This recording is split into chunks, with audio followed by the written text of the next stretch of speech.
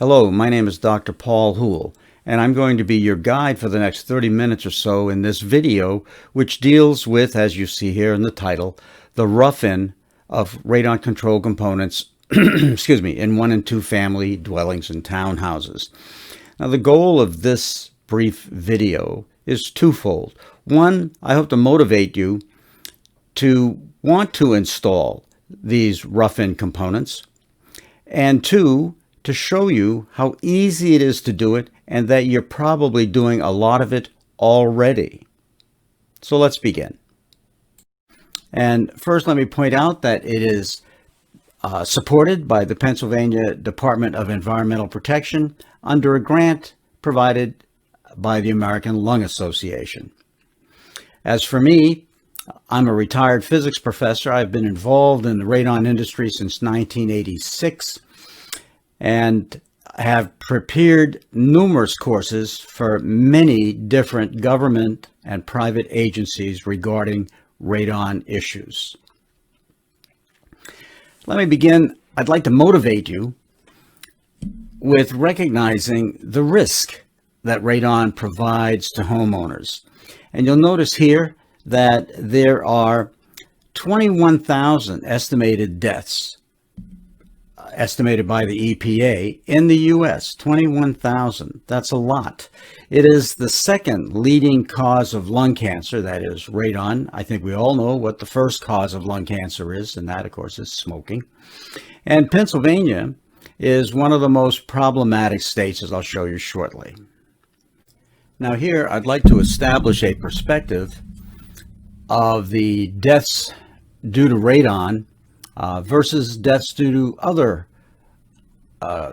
situations. And for example, here I've got the radon listed here, and you see it's 21,000 deaths per year.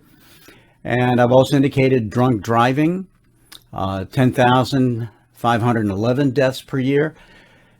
And this actually kind of surprised me the first time I saw it, because I always thought that drunk driving caused a lot more deaths than 10,000 a year. But there it is. This is the most representative of the most recent data. Fires per year, 365 deaths. Civil aviation, mostly general aviation actually, 350 deaths per year.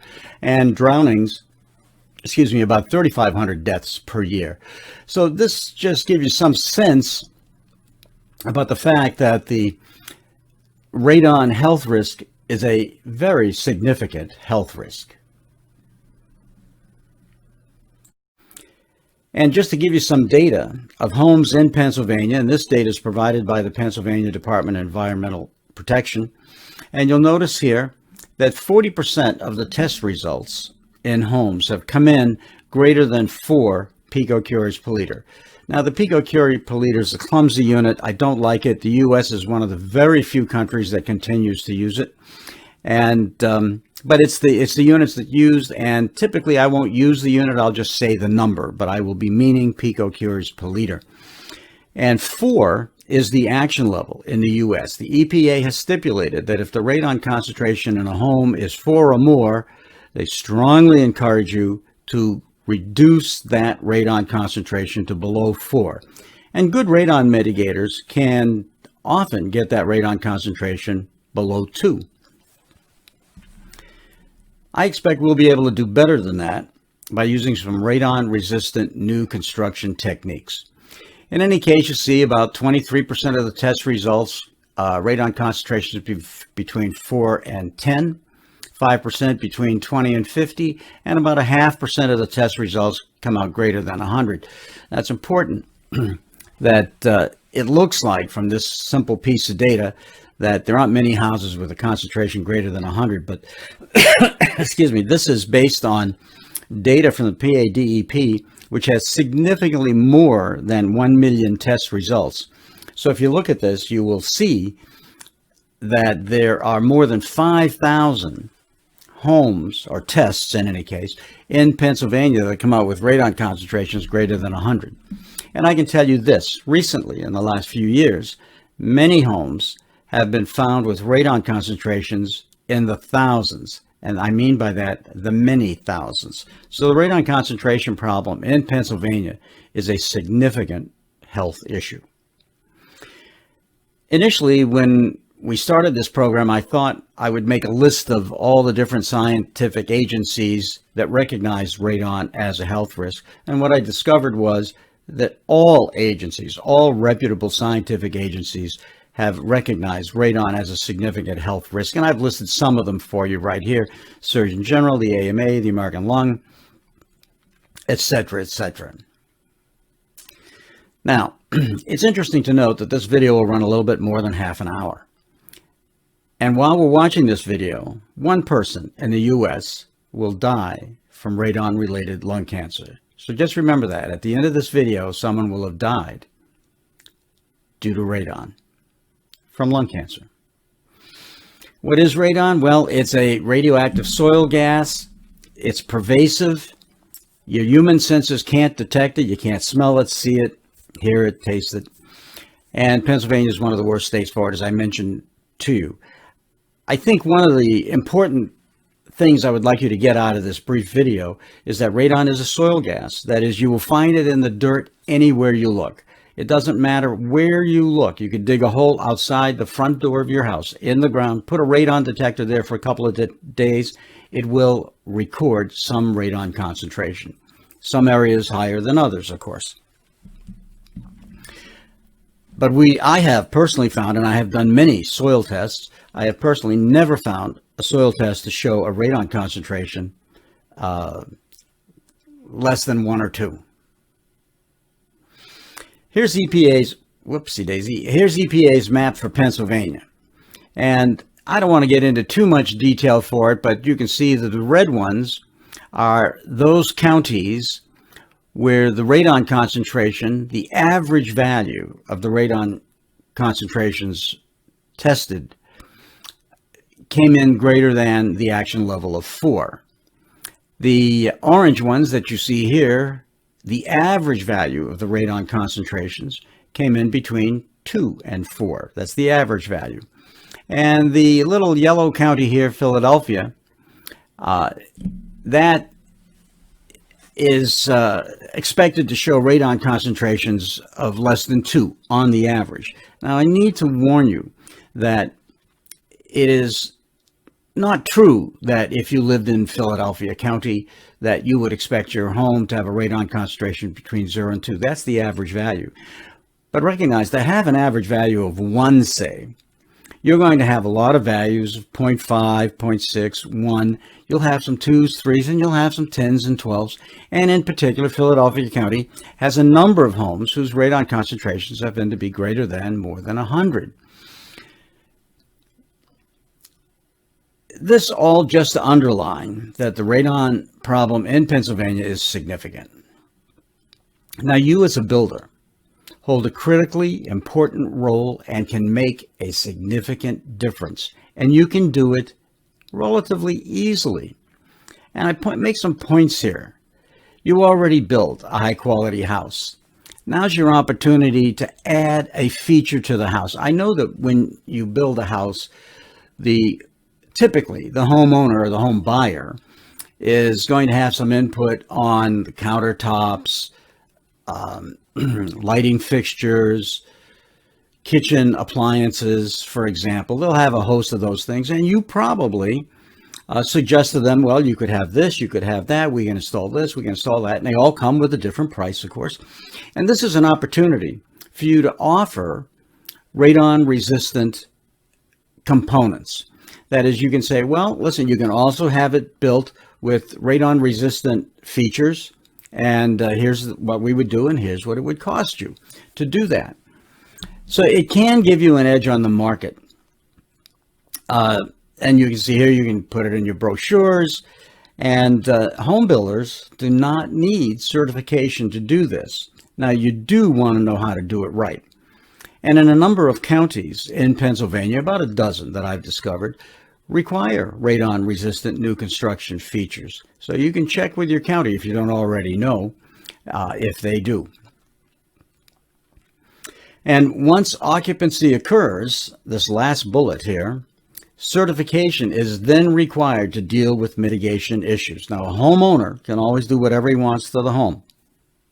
But you as a builder, if you want to go into the home and put in a radon mitigation system, for example, later, then you would have to become certified to do that.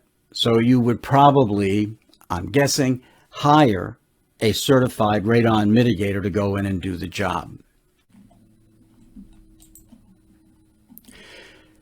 If you have a homeowner who buys one of your houses and you haven't done the rough-in for radon mitigation, it's possible that the homeowner could do a radon test a little later on and discover the radon concentrations above the action level and wants the issue mitigated.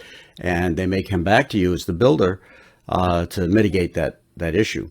At that point, a certified individual would be required. And as you can see up here in the first bullet, the typical mitigation system is called sub-slab depressurization. And as you see here in this note, the cost for that's on the order of $1,200. That's a representative value. Larger homes would probably have a higher price. Smaller homes probably would not have a much lower price. So, but $1,200 is pretty representative. And as you'll see a little bit later in this program, the cost to you to put in a rough-in components for the radon mitigation system is going to run around $200 to $300 and possibly quite less. And you'll have to decide for yourself. And at some point in the video a little later, I'm going to ask you to estimate, just ballpark, what you think the cost of these components would be. And I think you'll be surprised how low the cost of these components is.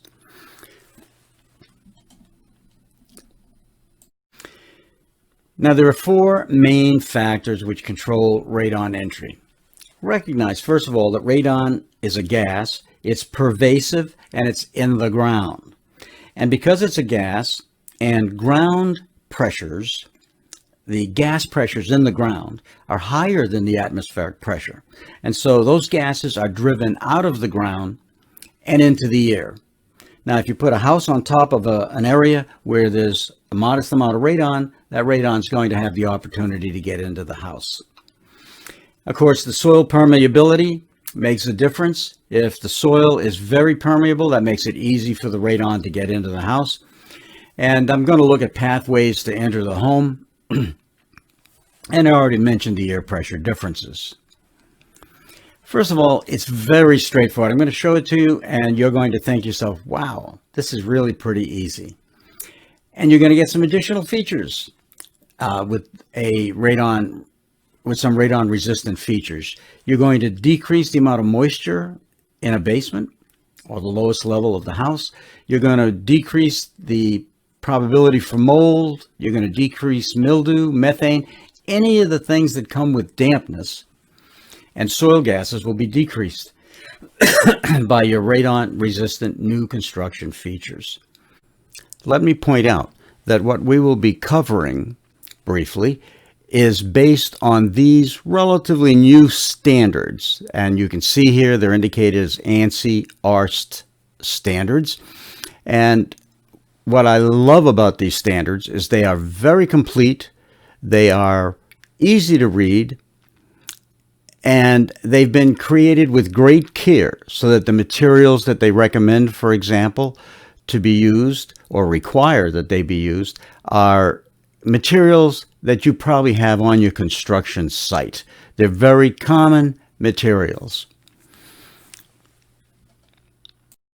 Any design of a home construction can be mitigated from radon. And in the new construction arena, it begins with the rough-in of the radon control components that we will discuss. So here are the main components of the rough-in components. And in order to get a handle on why these components are there, I would like you to recognize and remember that radon is a soil gas, and the pressure in the dirt is higher than the pressure in the atmosphere, and typically higher than the pressure in the home as well, at least in the basement area. And so that pressure, the higher pressure in the soil gas, drives the radon out. And if you've got a house on top of that source of radon, then the radon will find its way through the construct of the house and into the house. Now, our plan, which is tremendously useful, is we will capture that radon before it has a chance to get into the house by creating a plenum, as I'll show you in a drawing. We will capture that gas and we will evacuate it to the outside before it has a chance to get into the building. Now you can see here that there is a plenum, and that's the general area that will capture all of the gas and prevent it from getting into the house. There'll be a soil gas retarder, which is called a retarder, which is really just a plastic sheet. And you're building homes like this, typically you put a layer of gravel down, then a sheet of plastic, and you put the concrete slab on top of that. And we're talking, that's the plastic sheet we're talking about. We're going to put a soil gas collector. That's something you're going to be adding to your construction. There'll be suction points, as you will see. We will need to seal areas where the radon might be coming in through a crack in the concrete floor or something on that order. And then we'll need to label the pipes to make sure that individuals are aware that this is part of the radon control system. I've chosen this slide because it depicts most of the rough-in components that you will need to install in your system. And let me just show you, first of all, here, starting from the bottom, I'm indicating that you've got gravel aggregate here, and I'm just indicating that by the words gravel aggregate.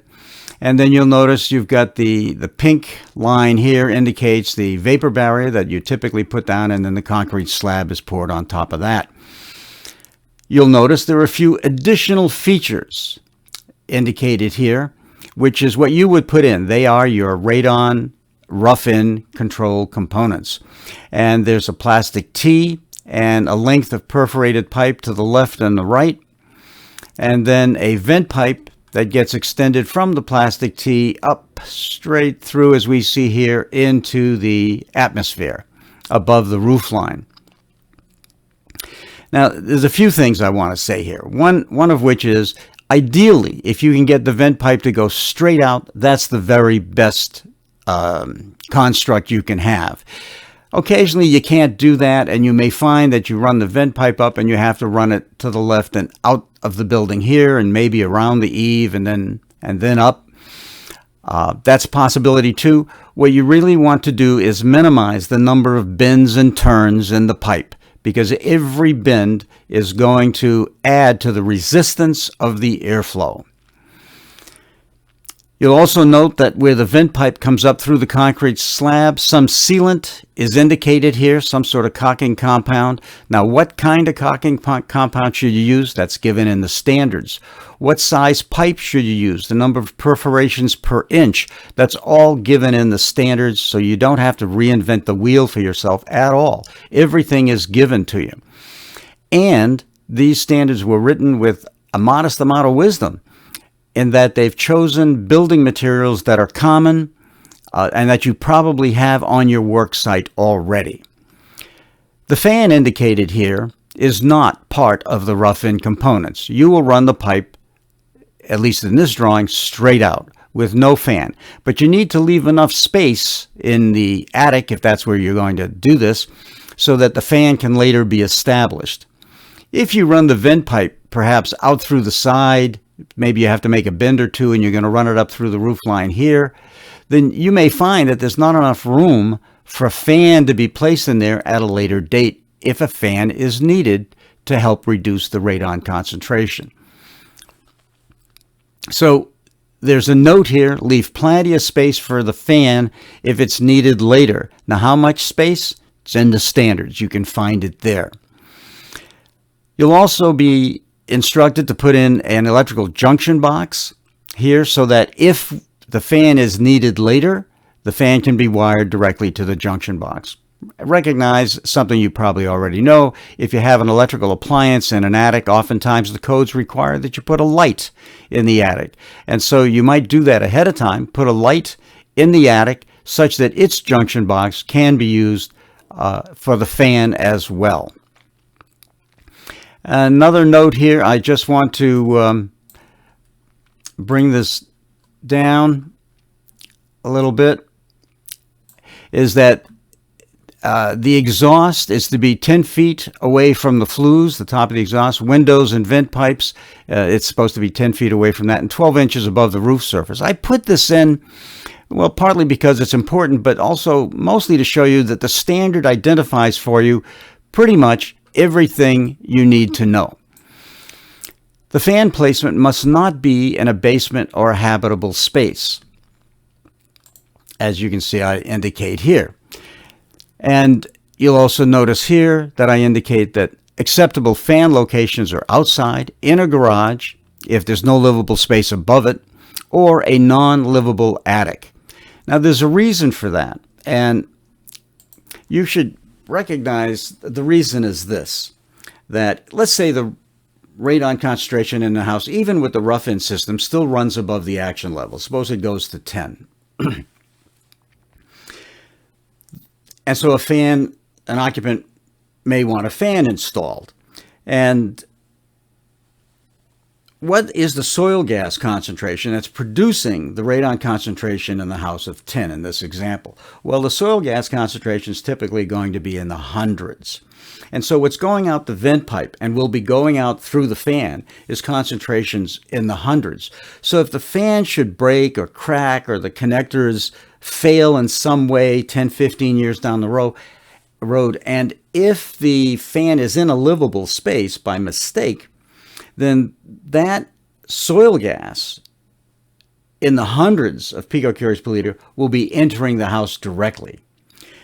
And that's the reason for not putting a fan in a livable space.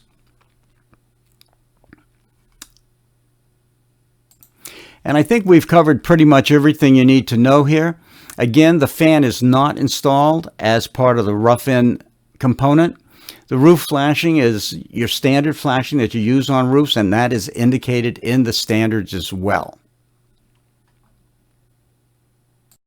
And one additional item is the vapor barrier that's used here. You are probably using the required vapor barriers as given in the standard, but you should check to make sure that your vapor barrier is the one that's required by the standard. Here's the references that I mentioned before, the ANSI RRNC 2020. And the title of the document is Rough-In of Radon Control Components in 1- and 2-Family Dwellings and Townhouses. And there's a companion guidance, a few pages that go along with that.